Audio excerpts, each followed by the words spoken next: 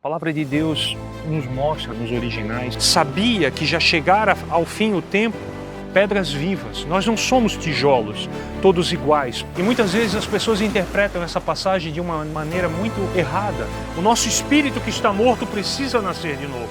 É celebrado um feriado em Israel, o dia do Purim. Ele não tinha condições nem de cobrir a sua própria nudez, ele era totalmente inútil. Prendeu a Pedro, tocou a orelha de Malco e o curou. E Deus é misericordioso para nos levar a esse lugar.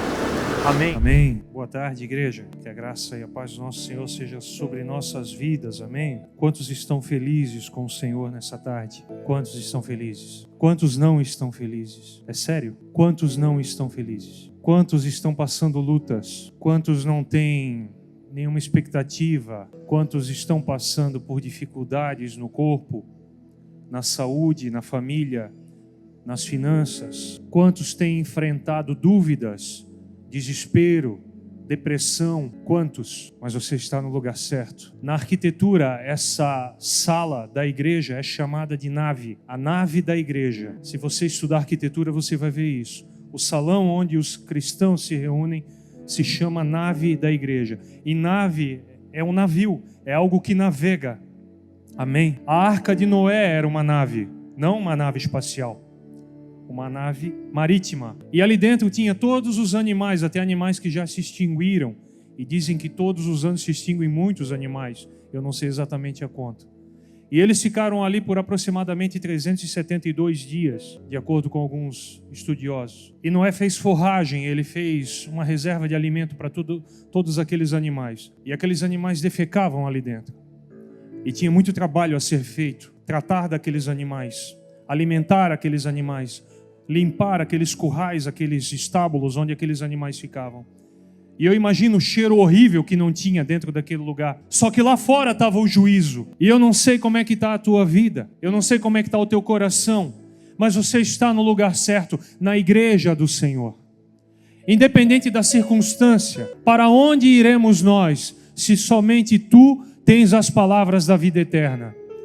Jesus não prometeu felicidade para mim nem para ti, irmão. A alegria é um fruto do Espírito, a felicidade não é. Porque a felicidade hoje você desfruta de um bom momento, a exemplo de Elias no Monte Carmelo, onde Deus vem com a força dos elementos e dá um show pirotécnico na frente de todo Israel, mostrando que realmente ele era Deus.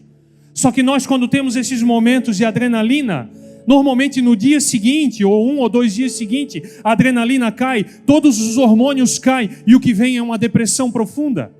É assim com uma mulher quando ela tem um bebê, é assim comigo e contigo, quando temos uma experiência profunda de adrenalina, de entusiasmo, de alegria. Passam-se alguns dias, ou um dia ou 2, pouco tempo, cai esses hormônios, cai a dopamina, cai a serotonina, cai a adrenalina, cai a noradrenalina, e você fica com depressão. Foi isso que aconteceu com Elias quando foi para o Carmelo, mediante a simples ameaça de uma mulher. E nós somos assim. E Deus conhece a nossa estrutura e sabe que nós somos pó. E o problema da igreja de hoje em dia é que ela vive numa coisa chamada triunfalismo. A igreja é triunfante. A Bíblia diz isso. Jesus disse: edificarei a minha igreja e as portas do inferno não vão prevalecer contra ela. Mas o problema é que nós achamos que tem que ser um mar de rosa a nossa vida. E que se não der certo, tem alguma coisa errada comigo ou contigo. Eu recomendo a leitura muito séria, um estudo muito sério do livro de Jó. Porque aqueles 3 primeiros amigos de Jó pregaram tudo aquilo que a teologia da prosperidade e o triunfalismo pregam hoje em dia. Se te converterdes ao Todo-Poderoso, se voltares o teu coração, se lavardes as suas mãos e tal, a tua glória resplandecerá e tu serás como o ouro de Ofir e tal, e tal, e tal. É muito lindo ler o que Zofar escreveu, o que ele falou. Mas no final da história, se levanta um homem, o mais jovem, que ficou calado, esperou todo mundo falar, cheio do Espírito Santo. E esse homem narrou a natureza de Deus, como ela realmente é, e confrontou Jó naquilo que realmente precisava ser confrontado. E depois o próprio Senhor apareceu num redemoinho a Jó e esclareceu para ele e disse que aqueles 3 homens falaram coisas que não eram corretas a respeito do Senhor a Jó. Nós temos que abandonar esse lugar de triunfalismo, irmão. Existe lei de semeadura e de colheita, com certeza. Existe lei, faça o certo para colher o que é certo. Mas não temos a garantia de que tudo vai correr bem, porque coisas ruins acontecem com pessoas boas, coisas ruins acontecem comigo e contigo, por mais entrelaçados, por mais alicerçados em Deus que a gente esteja, para nos lembrar que o nosso destino final, a nossa casa, não é essa terra. Nós precisamos nos lembrar disso. A águia, quando faz um ninho, essa história é bem conhecida, ela faz um ninho de espinhos, e ela forra com suas penas de outras aves, que ela matou, e couro de animais que ela matou para alimentar sua prole, e ali ela põe os seus ovos.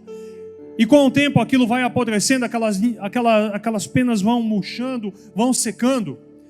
E por esse tempo já descascou os ovos dela e os filhotes dela estão ali. E eles estão no conforto, ela traz comida para eles, traz carne, traz outros animais, porque é uma ave carnívora. Só que quando chega na hora desses animais, desses filhotes aprenderem a voar, ganharem voo, alçarem voo, ela arranca tudo aquilo e o ninho fica espinhoso. Porque o ninho não é o lugar que ela nasceu, ela foi projetada para ser, a pertencer. E essa terra não é o meu destino final e nem o teu. E o Senhor nos lembra continuamente de que há uma promessa de algo superior projetado para mim e para ti. E eu quero falar um pouco sobre isso.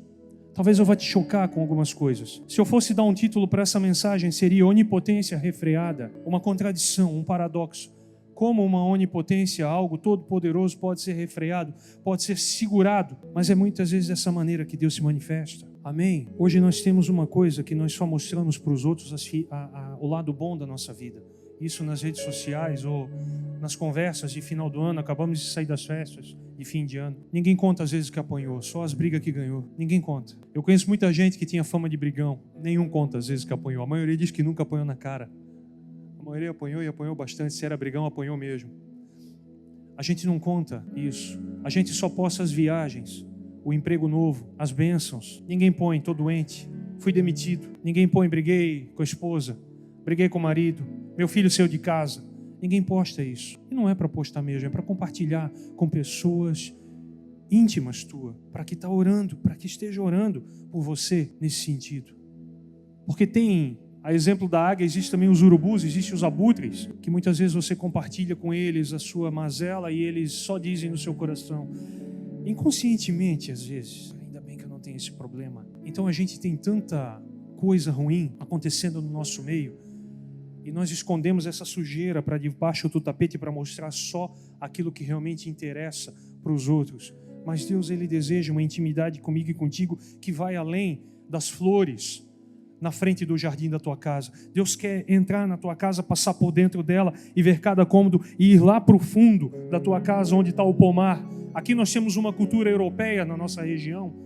Hoje em dia está todo mundo morando em apartamento, mas ainda se encontram casas assim. Eu cresci numa casa assim, jardim na frente, a casa e o pomar atrás. E se você quiser provar do fruto de alguém, você tem que passar do jardim, passar das flores cheirosas, passar por dentro da casa, ver a bagunça ou não, e lá atrás provar se a laranja é azeda ou é doce, irmão. E é assim comigo e contigo. O dom aqui brilha na igreja, o dom do ministério, o dom de quem ministra, o dom de quem exerce alguma coisa, brilha na igreja, mas o fruto não. O dom são as flores, as plantas que estão aqui para adornar. E eles são importantes, é verdade. Mas se você quiser conhecer a laranja minha, se é azedo ou é doce, pergunta para Ana, para minha esposa. Ela sabe o quão azeda é muitas vezes. Mas a palavra de Deus diz em Miqueias, se eu não me engano, que para vós outros que temeis o meu nome, nascerá o sol da justiça, trazendo salvação em suas asas. E há um ditado que diz que todo fruto que nasce inclinado para o sol se torna mais doce. A questão é você expor a sua vida, eu e você expormos a sua vida para o sol da justiça, aquecer esse fruto, iluminar esse fruto e tornar ele doce. Amém? Falando dessas lutas, falando de dificuldades, a gente se questiona muitas vezes. Eu participo de alguns grupos na internet, grupos, é como que redes sociais de perguntas e respostas. E há muito ateu ali no meio, muito questionamento, muita zombaria contra os princípios do cristianismo. Eu participo no sentido de ler, não de ativo. Porque tem muita coisa interessante também ali, que eu aprendo muita coisa. E as pessoas perguntam onde é que está Deus mediante todo esse sofrimento. Onde é que está Deus? Se Deus existe, por que Ele permite isso tudo? Você talvez se pergunte na sua vida, mas o quadro é muito mais amplo, irmão. O quadro vai antes da criação de Adão. O quadro vai na eternidade passada. E eu quero te convidar a abrir a tua Bíblia comigo em Isaías 14, para que a gente possa, no tempo que nos é permitido aqui, Eu sou professor aqui do Mevan Academy, desde a época do Yad Shará, em 2010, 2011. Quantos alunos aqui eu já tive? Levanta a mão quem já teve aula comigo. Alguns, não muitos, mas a gente tem o hábito e a incumbência do Senhor de trazer sempre palavras de ensino.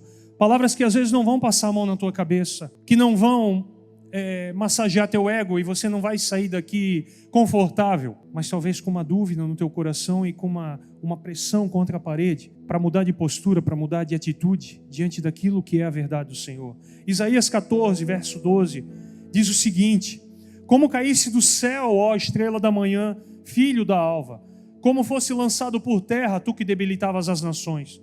Tu dizias no teu coração: eu subirei ao céu acima das estrelas de Deus, exaltarei o meu trono no monte da congregação, me assentarei e nas extremidades do norte, subirei acima das mais altas nuvens e serei semelhante ao Altíssimo.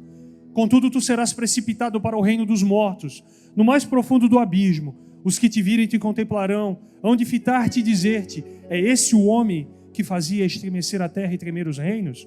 Que punha o mundo como um deserto e assolava as suas cidades? Que aos seus cativos não deixava ir para casa? Todos os reis das nações, sim, todos eles jazem com honra, cada um no seu túmulo. Mas tu és lançado para fora da tua sepultura, como um renovo bastardo coberto de mortos, traspassados à espada, cujo cadáver desce à cova e pisado de pedras.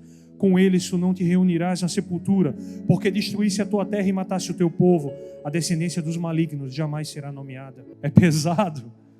Agora abre comigo em Ezequiel 28, 12. Ezequiel 28, 12. Diz o seguinte: filho do homem, levanta uma lamentação contra o rei de Tiro e dize-lhe: assim diz o Senhor Deus, tu és o sinete da perfeição, cheio de sabedoria e formosura. Talvez a tua palavra diz: tu eras o aferidor de medidas, modelo de perfeição. Amém. Estavas no Éden, o jardim de Deus, e de todas as pedras preciosas te cobrias: o sárdio, o topázio, o diamante, o berilo, o ônix, o jaspe, a safira, o carbúnculo e a esmeralda.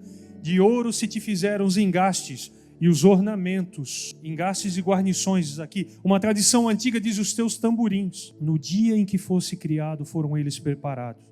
Tu era querubim da guarda, ungido, e te estabeleci. Permanecias no monte santo de Deus, e no brilho das pedras afogueadas andavas. Perfeito tu eras nos teus caminhos, desde o dia em que fosse criado, até que se achou iniquidade em ti. Na multiplicação do teu comércio te encheu o teu coração de violência, pelo que pecaste, e pelo que te lançarei profanado fora do monte de Deus, e te farei perecer, ó querubim da guarda, em meio ao brilho das pedras. Elevou-se o teu coração por causa da tua formosura, e corrompesse a tua sabedoria por causa do teu resplendor. Lancei-te por terra diante dos reis te pus, para que te contemple. Pela multidão das suas iniquidades, pela injustiça do teu comércio, profanaste os teus santuários. Eu pus sair do meio de ti um fogo que te consumiu, e te reduzi a cinza sobre a terra, e aos olhos de todos os que te contemplam. Todos os que te conhecem entre os povos estão espantados de ti. Vens a ser objeto de espanto, e nunca mais serás para sempre. E você não mais existirá, diz aqui essa tradução, né? O panorama é mais amplo, irmão. Na eternidade passada, Lúcifer, o filho da alva, tinha um lugar privilegiado junto ao trono de Deus. Mas de alguma forma, de alguma maneira, ele ficou desorientado. O orgulho tomou conta dele. Os teólogos afirmam que ele fazia parte do ministério de louvor do céu. Ele era um anjo elevadíssimo, era o primeiro na hierarquia. Era ele e acima dele somente o Senhor. E aquilo começou a irritar ele. Por que toda a glória tem que ser para Deus? Por que tudo do bom e do melhor tem que ser para Deus? Ele não conhecia outra coisa, eles não conheciam outra coisa, a não ser a glória, a não ser a alegria do céu, a festa do céu. Mas ele começou no seu coração desejar aquilo para si. Tu dizias no teu coração, né, como a gente leu ali: subirei acima das mais altas nuvens e serei semelhante ao Altíssimo. E ele começou, irmão, a fazer a panelinha dele no céu. Apocalipse 12, versículo 4 diz que o dragão, quando foi expulso do céu, trouxe 1/3 das estrelas arrastada consigo na sua cauda. 1/3 dos anjos foram expulsos. Eu fico imaginando, na minha limitação, na minha ignorância, a gente pode dizer assim: como eles foram burros. Como eles foram burros, trocaram o céu pelas trevas exteriores, pela condenação eterna. Mas eles não conheciam isso. Eles só conheciam a bonança do céu. É muito fácil para mim e para ti dizer isso, porque eu e você nascemos no pecado. Nós nascemos com o DNA do pecado, nós nascemos com defeito de fábrica. E esse defeito de fábrica acometeu toda a criação desde o momento que Eva deu ouvidos para a serpente, porque ele, não contente com o arrasto dos 1/3 dos anjos do céu, com ele, submetidos à maldição, foram carbonizados, foram alterados na sua estrutura. Agora ele não era mais Lúcifer, embora a palavra Lúcifer não exista na Bíblia, é uma palavra derivada do filho da alva, da Vulgata, da tradução antiga da Bíblia. Quando o Antigo Testamento foi traduzido para o latim, a estrela da manhã, o filho da alva, foi traduzido por Lúcifer, o portador de luz. Essa palavra não tem na Bíblia, mas é uma transliteração de uma tradução antiga. Então ele começou a questionar no seu coração e começou a questionar publicamente isso lá na eternidade passada, antes de eu e você sequer existirmos, antes da criação ter sido existida, a terra ter sido criada ali, ter sido feita, melhor dizendo, perdoa. E ele começou a questionar por que tem que ser do modo de Deus, por que tem que ser a vontade de Deus, por que tem que ser tudo do jeito dele, por que ele tem que ser adorado, por quê? E ele fez isso, ele disseminou essa dúvida diante de toda a criação angelical, todos os anjos. E Deus poderia ter feito como a rainha de copas na história da Alice do País das Maravilhas: corte-lhe a cabeça, fulminá-lo. Max Lucado diz no seu livro, num dos seus livros, que a primeira coisa que saiu da boca de um anjo, depois de Deus tê-lo criado, foi um aleluia. A primeira expiração de um anjo foi um glória a Deus. E eles não conheciam nada diferente. Deus poderia ter fulminado, aniquilado. Os reis da terra fazem isso. Os soberanos fazem isso. Os presidentes, os ministros fazem isso. Cortem-lhe a cabeça. Cortem-lhe a língua, tirem a sua voz. Deus não fez isso. Eu acredito, irmão, eu não sei se está gravado lá, o Beto está gravando aqui, e não tenho medo de parecer herético em nenhum momento ao afirmar isso. Eu acredito que diante de todo esse questionamento, na eternidade passada, quando eles foram destituídos, consumidos pelo esse fogo consumidor que saiu de dentro deles, eles questionaram a Deus, porque a palavra de Deus diz em Jó, no capítulo 1, no dia que todos os filhos de Deus vieram diante de Deus, veio também Satanás no meio deles, ou seja, eles ainda têm acesso ao céu. Se você ler Gênesis, capítulo 1, a Bíblia diz que Deus criou a luz e a luz era boa. E depois ele criou as plantas e criou os peixes e foi criando tudo e tudo era bom. Mas no segundo dia, quando Deus cria o firmamento, a atmosfera, a palavra ali diz algo rompido a golpes, a expansão, como uma massa de pastel, de pizza, que você expande a golpes. Esse é o significado da palavra. Quando Deus criou o firmamento, Deus não disse que era bom. Lê lá na tua Bíblia depois. Todo o bom ali, Deus, no final, eis que tudo era muito bom, ok? Você vai falar isso, eu concordo.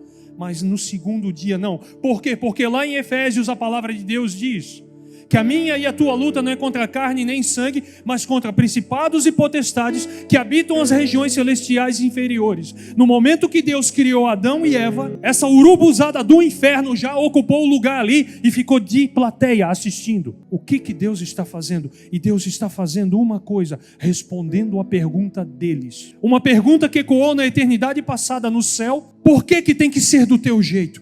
Eu acredito, irmão, a heresia que eu estava falando, que pode ser considerado por alguns como heresia, mas eu tenho certeza que não é. Que Deus está respondendo: eu vou criar homens inferiores aos anjos, porque a Bíblia diz em Salmos que Ele nos criou um pouco menores dos que os anjos, mas de glória e de honra Ele nos coroa. Amém? Ele está respondendo a essa pergunta, chamando pessoas falhas, como eu e como você, caídos, com defeito de fábrica. Ele está mostrando e respondendo para Lúcifer e suas hostes: eu vou tirar um povo do meio da humanidade, uma igreja santa, e eu vou mostrar para ti que é possível sim me servir. Mas a gente não sabia que era tão ruim do lado exterior, nas trevas exteriores. Eu vou te responder pela eternidade. E meu irmão e minha irmã, preste atenção numa coisa: uma das piores doutrinas que estão sendo pregadas hoje é o universalismo. Cuidado, você que é jovem aí na internet, dizendo que no final, anjos caídos, demônios, todo mundo que está no inferno vai receber uma nova chance e Deus é tão amoroso que vai salvar todo mundo. Não é isso que a minha e a tua Bíblia diz. O seu verme não se extinguirá, de Isaías, e o fogo durará para sempre. Não tem, irmão. O inferno não vai ser redimido. Satanás e seus demônios não serão redimidos. E a resposta à sua rebelião, aquilo que o Beto falou sobre rebelião, O rebelde busca senão o mal, por isso o mensageiro cruel será enviado contra ele. O que é mensageiro cruel? É demônio. Então quando você se rebela, o seu filho, você que é filho, se rebela contra o seu pai, demônio vem contra você. Você se rebela contra a sua autoridade, seu pastor, seu patrão, seja quem for. Você está abrindo uma brecha no mundo espiritual. Muito cuidado. A rebelião é como feitiçaria. O que é feitiçaria? Invocação de demônio. Cuidado quando você fala mal do teu líder, da posição de autoridade sobre a sua vida. Muito cuidado. Nós ministramos aqui nas manhãs sobre o curso Disciplinas Espirituais. E eu acho que foi o Natan que ministrou sobre a submissão. A disciplina da submissão. Eu leciono na sala de aula, não aqui na igreja, mas o Natan que fez aqui no templo para a igreja toda. Então essa resposta está sendo dada. Porque na eternidade passada, o Cordeiro de Deus, que foi morto desde antes da fundação do mundo, já havia sido preparado para mim e por ti. Deus não foi pego de surpresa, meu irmão. Deus não foi pego de surpresa com a rebelião de Satanás. Deus não foi pego de surpresa quando Adão e Eva comeram do fruto proibido. Não houve uma reunião extraordinária no céu. O que faremos agora? Porque o Cordeiro estava morto desde antes da fundação do mundo. Deus é onisciente, Ele sabia. E o que Ele espera de mim e de você? Independente das lutas, das dificuldades, independente dos desertos, independente dos vales, dos poços, dos porões dos poços. Você já entrou num poço d'água? Irmão, pega aquele tubo de esgoto, o tubo aquele grandão de 200, né? Eu já vi fazer poço, eu não entrei lá, mas eu só vendo eu fiquei ruim. Eles botam um poço na terra e começam a cavar com uma pá, e vão cavando ao redor. E aquele poço, vão balançando, ele vai descendo. E quando aquele poço chegou ali, encaixa outro, aquele anel, aquela argola, aquela manilha, eles colocam outra em cima e vai lá, e o cara vai lá cavando. E aquela terra normalmente é úmida, senão eles molham e vão cavando. Assim era feito antigamente aqui na região. E vai cavando. Quando chega 15, 20 anéis de profundidade, cada anel tem 1 metro mais ou menos, o cara que está lá no fundo, ele olha para cima. Jesus, se a pressão da terra romper aquele anel, já era, querido. A única coisa que ele vê lá em cima é uma boquinha assim. E muitas vezes a única saída que eu e você temos é olhar para cima. É olhar para cima, no fundo do poço. Mas é lá que Deus nos visita, é lá que Deus fala conosco. Nós aprendemos mais com as nossas derrotas do que com os nossos triunfos. O que é um triunfo? Um triunfo, irmão, na idade antiga, na antiguidade, era um desfile de vitória. Quando um rei dominava outro, ele fazia todo aquele aparato, aquele desfile. Tem umas traduções que dizem ainda que o Senhor nos conduz em triunfo. E a tradução diz em desfile de vitória. Tem algumas bíblias mais atuais. Então vinham os prisioneiros, o despojo de guerra, vinha tudo aquilo. Um desfile de vitória, uma ostentação. A Bíblia diz em Colossenses que Jesus Cristo, nosso Senhor e Salvador Jesus Cristo, Ele despojou os principados e potestades e sobre eles triunfou. Mas eu e você que fomos resgatados, nós não somos prisioneiros de guerra. Nós não viemos aleijados. Nós não viemos mancando, nós não viemos costurados. Nós não viemos nem algemados. Nós viemos livres e vestidos de branco para esse desfile de vitória dele. Perante essa hoste caída, e ele está respondendo essa pergunta. O pecado é horrível, irmão. O pecado não atingiu somente a mim, me tirando da comunhão com Deus. Ele atingiu o DNA humano. A criação geme por conta da manifestação, aguardando a manifestação, a redenção que há proposta para nós, filhos de Deus. Porque a Bíblia diz que toda a natureza caiu com o pecado. Toda a criação caiu. Toda a criação caiu. Eu imagino Adão andando a biologia acha isso loucura, mas a minha Bíblia diz e a tua Bíblia diz que os animais só comiam erva e só depois da queda que eles passaram a comer carne, comer uns aos outros. Mas eles já tinham caninos. A minha palavra, a minha Bíblia, a palavra de Deus diz que não, tanto que Noé botou só forragem, só feno, só animal para eles comerem. Depois que as águas desceram, veio a ordem para comer carne, a autorização para comer carne. E a Bíblia diz que no milênio, a criança de peito vai brincar na toca da víbora. O leão pastará com o bezerro, o cabrito com o urso, o carneiro com o urso e assim por diante.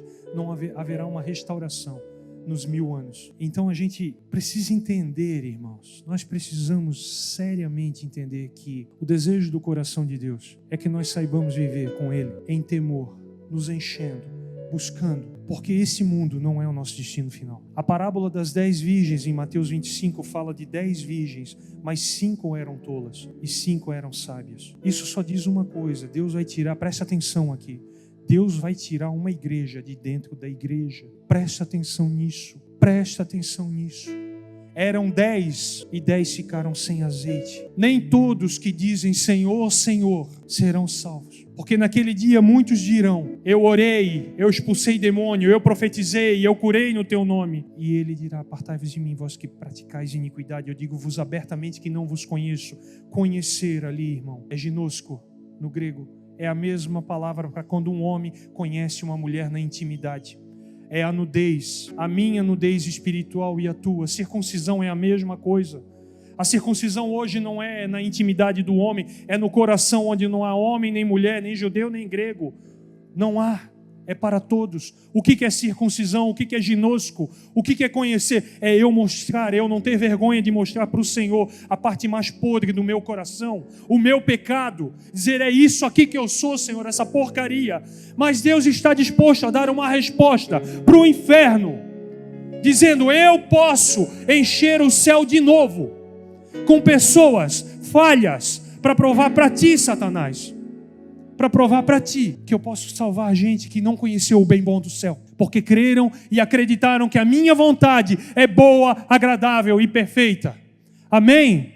Você está entendendo o que eu quero dizer? Nós nascemos com defeito de fábrica, e eu tenho um carro que já passou por algumas chamadas da fábrica, porque veio com defeito de fábrica, no amortecedor, na correia dentada e no airbag. Nós todos nascemos com defeito de fábrica. E assim como a fábrica fez um recal, uma rechamada para que esse defeito fosse corrigido, o Senhor Jesus tem um recal para mim e para ti, diário. Amém? Uma rechamada diária, cotidiana, para que eu e você possamos lavar as nossas vestes no seu sangue, sermos purificados e nos apresentarmos. O problema do pecado, meu irmão e minha irmã, já foi resolvido na cruz. Não é carta branca para ninguém pecar. Cuidado, cuidado. Mas eu te digo uma coisa: se você apresentar a sua nudez para Deus, se você apresentar, o que é a nudez? Paulo diz em Coríntios: os membros menos honrosos do corpo nós cobrimos com dupla honra, uma roupa de cima e uma roupa de baixo. Amém? Ele fala da igreja, de cuidar dos mais fracos, dos irmãozinhos que escandalizam, que não conseguem se firmar na fé, mas trazendo para mim e para a tua vida. Amém? Trazendo para essa realidade. Qual é a parte mais vergonhosa da tua vida? O pecado mais podre que tu cobre 3, 4, 5 camadas de terra, não é de roupa, e que ninguém sabe. Deus está dizendo: mostra para mim, cara. Eu quero ter acesso à tua vergonha. Mostra para mim, deixa eu circuncidar teu coração. O teu coração é enganoso, é corrupto. Mostra para mim. Deixa eu te tocar, deixa eu cortar. Você sabe o que é circuncisão? É um corte feito no excesso de pele do prepúcio do homem. É como a cirurgia da fimose, feita no menino quando é pequenininho. É a mesma coisa. É um símbolo de Deus pedindo para mim e para ti: mostra a tua vergonha. Não esconde, não faça como Adão e Eva, que se esconderam. Nós estamos nus. Corra para Deus. Eu não estou dizendo para te orar pelado, irmão, dentro de casa. Pelo amor de Deus. Pelo amor de Deus. É mostrar a nudez do teu coração. Se tu estiver debaixo do chuveiro, ainda é uma coisa, é um ambiente. Não quer dizer que não pode orar debaixo do chuveiro também. É um ambiente, tem ambiente para tudo. Mas pelo amor de Deus, né? Mostre a sua nudez para Deus. Mostre a tua parte mais vergonhosa. O Senhor, preste atenção, olha para mim. O Senhor está disposto a atravessar o inferno contigo e te conduzir nesse cortejo de triunfo, se você for sincero com Ele. Diga: o fraco, eu sou forte. Diga: o fraco, eu sou forte. O teu pecado foi resolvido na cruz. Existem espinhos na carne que vão te acompanhar o resto da vida. Mas existem coisas que nessa caminhada, se você se nutrir, se você estiver virado para o sol da justiça e enxertado na videira verdadeira, o fruto vem, querido. É natural, é natural, é natural, é natural. A planta você não vê, ela não faz força para produzir fruto. Mas a gente não vê debaixo da terra, mas ela busca sempre. Se tiver um veio de água, a raiz vai pender a crescer para lá. Se tiver sombra de um lado e sol do outro, você vai ver a folhagem dela tendendo a crescer para onde tem sol. Então não se incline para as trevas, não se incline para a água suja. Beba do Senhor, beba do Senhor. O 4º livro da série As Crônicas de Nárnia, do C.S. Lewis. Fizeram filme, a Disney fez filmes, né? Mas o 4º livro eles não fizeram filme. Se chama A Cadeira de Prata. Se você tiver oportunidade, leia. Uma menina que sofria bullying na escola, junto com o Eustáquio. Eustáquio aparece em um dos filmes. Estavam num colégio e eles fugiram, porque estavam sofrendo bullying e perseguição. Fugiram no meio do mato e foram parar lá em Nárnia. As Crônicas de Nárnia é uma ficção escrita por C.S. Lewis nos anos 50, 40, por ali. E onde ele faz uma história para crianças. É uma alegoria do evangelho, por assim dizer, para crianças, onde Jesus é representado por um leão, o Aslan, em um outro mundo, um mundo fictício, onde os animais falam e, enfim, há uma batalha entre o bem e o mal também. É muito interessante a mentalidade daquele homem, ele era um homem muito intelectual. E essa menina fugindo, ela perde o Eustáquio, ele é arrebatado, vai para outro lugar, ela perde e de repente ela gritando por ele, ela fica sem voz, ela fica com a garganta seca e ela grita sem parar e ela começa a ouvir barulho de água e ela chega na beira de um rio, e um rio cristalino, caudaloso. E ela até brilha assim os olhos quando ela vai em direção do rio, ela vê um leão, ela não sabia quem era o leão, o Aslan estava ali do lado. E ela tremeu todinha na base, porque no mundo nosso o leão é um carnívoro, um predador, no topo da cadeia alimentar. E uma menina é só, como diz lá em Floripa, um mastigo. E ela chega, o leão olha para ela e o leão fala com ela. Ela fica admirada do leão falar. Eu posso beber água? Pode. Você não vai me devorar? Eu não prometo coisa nenhuma, o leão disse. Mas você come meninas? E o leão diz assim, eu já devorei reis, rainhas, presidentes, soldados, homens, mulheres e crianças. E ele só falou, ele não falou com raiva, nem com orgulho, nem com arrependimento. Ele só falou, mas você não vai me matar? Eu posso beber essa água? Pode. Mas você não vai me matar? Eu não garanto nada. Tudo bem, então, eu acho melhor ir mais para frente e procurar outro rio. Presta atenção aqui, não deixa nada te distrair. Quando ela disse assim, eu vou procurar outro rio, o leão, que representa Jesus, disse, não tem outro rio. Não tem outro rio. Há um rio cujas correntes alegram a cidade de Deus. Deus está no meio dela, não será abalada. Deus a ajudará desde a antemanhã. Diz o Salmo 46. Não tem outro rio, eu não sei onde é que você está bebendo. Eu não sei. Mas quando Deus criou a mim e a você, Ele deu uma ordem para a terra, para produzir tudo, as plantas, os animais e tudo. Quando Ele criou eu e você, Ele botou a mão na massa. Ele não terceirizou. Ele fez com as próprias mãos de algo que já existia, do barro. A palavra criar ali é azá no hebraico, é criar de algo que já existia. E Ele nos formou do pó da terra. E depois Ele soprou o fôlego de vida em nós. E nós nos tornamos alma vivente. Porque com a fusão do fôlego, do sopro, do espírito, com o corpo, surgiu a alma. Aí a Bíblia diz que Ele criou, pois então o homem e a mulher, homem, macho e fêmea, vocês. Essa palavra daí no final criou é bará. Bará é criar do nada, do sopro que saiu da boca dele. Uma parte minha e tua veio de algo que já existe, terra, e vai voltar para a terra. Porque pertence a esse mundo. Uma parte minha e tua veio de Deus. E você almoçou hoje, eu acredito, se não estiver fazendo jejum, você deve ter comido um bom almoço de domingo. Uma parte minha e tua veio da terra e volta para a terra e se alimenta da terra, mas a palavra de Deus diz, nem só de pão o homem viverá, mas de toda a palavra que procede da boca de Deus. Uma parte minha e tua precisa comer do céu. Precisa beber desse rio. Não há outro rio. Não há outro rio. Mas também não há garantia de que vai ser um mar de rosas. Vocês estão entendendo o que C.S. Lewis tentou transmitir para crianças? Não há outro rio. Não adianta, irmão. Você pode vir com o evangelho da prosperidade, com triunfalismo, com universalismo. Não existe outro rio. Não existe. No mundo tereis aflições, mas tende bom ânimo. Eu venci o mundo. E se eu e você, por inferência, por conclusão, a gente entende que se eu e você estamos nele, nós podemos vencer também. O mundo passa, assim como a sua concupiscência, mas aquele que teme ao Senhor, esse permanecerá para sempre. E a resposta ao inferno continua sendo dada através da igreja. Quantos estão felizes com Jesus? Quantos não estão felizes com Jesus? A felicidade não é um fruto do Espírito, a alegria é. Então, se você estiver enraizado na videira verdadeira, virado para o sol da justiça, bebendo da água da vida, você vai produzir o fruto da alegria, independente das circunstâncias, vivendo um dia de cada vez. Porque basta o dia o seu próprio mal. Chega desse triunfalismo. Chega. Nós precisamos entender que somos humanos, caídos. Aceitarmos o recal diário de Deus e colocar peça original, irmão. Peças originais disponíveis não do mercado negro, não imitações baratas que não duram, que sustentam por um momento, que dão uma alegria, um prazer momentâneo, que dão um sentido de vida momentâneo. Não, Deus fala, na maioria das vezes, através de silêncio. Eu falei de Elias, um homem que, quando toda aquela taxa de hormônio caiu, diante da ameaça de Jezabel, ele fugiu para uma caverna. E a voz de Deus veio dramática, só que não, né?